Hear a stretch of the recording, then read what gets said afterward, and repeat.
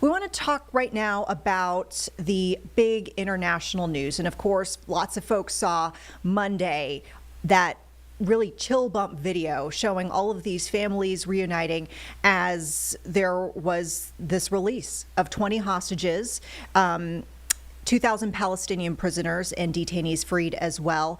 And a lot of talk right now about what comes next with this Gaza ceasefire. We know that the president has been very triumphant here this week, declaring peace in the Middle East between Israel and Hamas. And it does look promising, but we know that there's a lot more work to be done and a lot more issues to be hashed out between the two parties. So here to talk about that some more, we have Navin Bapat, who is a UNC professor of political science and also with a specific focus and interest in Middle East history and relations. So I guess we just want to kind of get your take, first of all, watching what has transpired this week. What are your main takeaways? What are you kind of thinking, rising to the top here as you watch these videos and see where we are right now? So I think the first thing is there should be some relief and joy that the conflict is at least temporarily stopped. This was a devastating conflict. It was since many people had been killed, starting with October 7th. But the level of damage was enormous. You can just see the footage in Gaza about what this conflict was doing, along with the spread of disease and famine and other parts of it. So it's a good thing that the conflict was at least temporarily ended.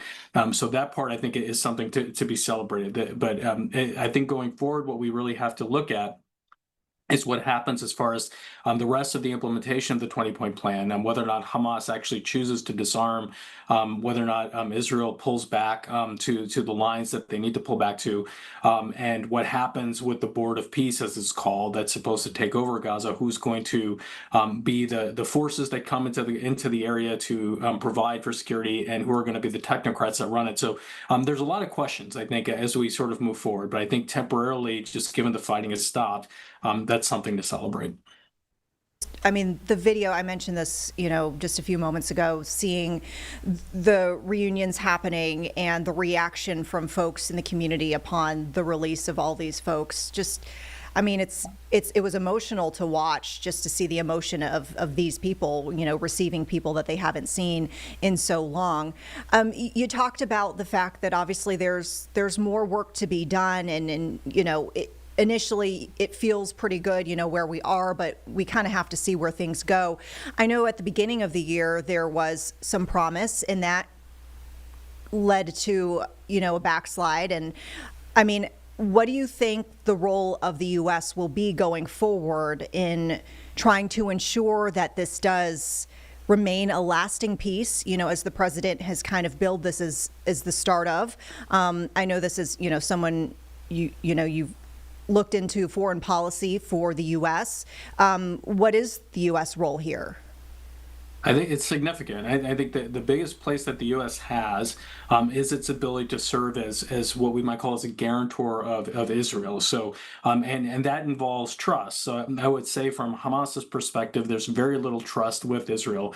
But if the United States is then able to say that the U.S. is in favor of peace versus allowing Israel to achieve any sort of maximalist objectives in Gaza, which is not to say that that's something they would do, but if that's what they wanted to do, if the United States could then say that that Israel will not do that, I think most of the parties in this conflict would believe that President Trump can provide some constraint on Netanyahu and his government.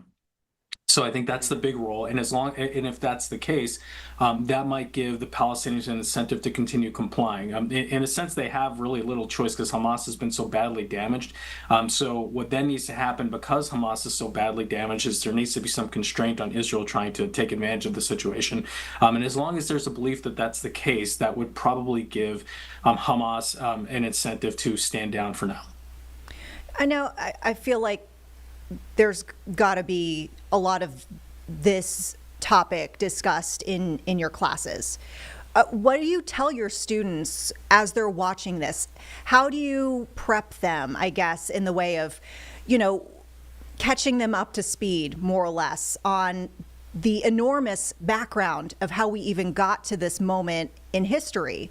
And I guess I'm kind of trying to see, as our viewers can all be students here of history, how can our viewers prepare themselves and educate themselves to kind of best understand this very complicated topic? Sure. I mean, so in this particular conflict, especially, it's a long-running conflict. It has a lot of different parts, in a sense, a lot of things that interrelate. So it is complicated. But so again, what I can start with is just some empirical data when we look at civil wars more generally, is that we do see sometimes we get to peace agreements, and it's about 25 to 30% of the time. Unfortunately, many of them don't hold up. Many of them end up reverting back to conflict. So one example we can think about from recent memory is Oslo. There was a peace agreement made, and both Israel and the Palestinians ended up going back to conflict, and we're here. So there is a chance we'll see this, since this deal not reach full implementation. But given that violence has stopped for right now, at least there's hope, which wasn't there a few days ago. So, and one of the things that works in favor of this agreement, I think, is that there are several guarantors of it. So I mentioned the United States with Israel, but also we can look up Egypt and Turkey and some other ones that might provide some constraint on any sort of on Hamas or any other group that wants to provoke the Israelis. So there is, I think there is some hope, but there is a lot of details that still need to be sort of pushed through. Yeah, you mentioned these other guarantors. I was going to ask about that, the other parties that could have a beneficial role in moving forward this peace. And I guess, the other nations that you mentioned, are those roles, forgive me for using these terms, but use of force type of roles? Are these more incentivizing types of, forces? How do you foresee, for example, Egypt and other nations that are having a stake in this participating in this effort? Yeah, I don't see those as use of force roles. I don't think they would be willing to use force in this particular theater. What they can do, though, is to try to work with the governing body, or the in Gaza, to try to promote some restoration of life. And what they can do is also serve as mediators, which means that while Israel doesn't necessarily directly talk to Hamas, and the United States might not either, they can pass information to both the Israelis and the United States about what Hamas is trying to do. Qatar, for example, has served this role for a long time. They've been an intermediary between different groups and in Israel and the United States. So that's one way you can get talks continuing, and it also helps when there is it's sort of a third party that has an interest in peace that can pass this information on, so it's not necessarily thought of as being biased. So that's an important role, is just to try to pass communications on, and that can be something that can allow both Israel and Hamas to communicate with each other, which if they were both to do it just on their own, that might not go very far. What are you looking for going forward? What do you expect to come next, maybe in these discussions, and/or what will you specifically be watching to see whether this is moving forward as a success or not? I would say the biggest thing to look at is what Hamas does as far as disarmament. That's going to be part of this condition, or that's part of the plan, that they have to disarm. They did not accept that part of the deal. They accepted the part where there would be these prisoners exchanges and a temporary cessation of violence. Ideally, it's a long-term cessation of violence, but they did not accept the part where they had to disarm. Israel has said that that's a critical condition, and they want to see Hamas disarm. So that's the thing I would look for. If they disarm, how they disarm. Is it public? Do many of them turn in their weapons? Is there any guarantee that all of the major fighters of Hamas have turned in their weapons, and does that satisfy Israel's conditions? And then we can look at if Israel is going to, in a sense, are they willing to accept Hamas's disarmament if it happens, or whether or not they're going to claim that Hamas is not disarmed and then use that as a pretext to continue their activities in Gaza. So again, those are the two things I would look at. But that's again, and that's going to be a while, right? We're not going to know that overnight or in the next week. Anything you'd like to leave our viewers with here on Live Impact before we wrap things up? I will say again, just to sort of put it in perspective, this was a devastating conflict.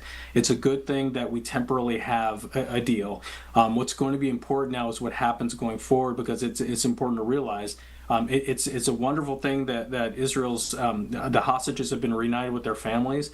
But from Gaza's perspective, there's a long way to go in terms of its recovery. It's been utterly devastated, and there are lots of health problems, lots of public education problems. So there's a long way to go for Gaza in trying to see if this can work. Yeah, well, of course, we'll be watching very closely. I know you will as well. Thank you again for all of your insights here today, and we hope that you join us again here on Live Impact. Navin Bapat, thank you so much. Thank you.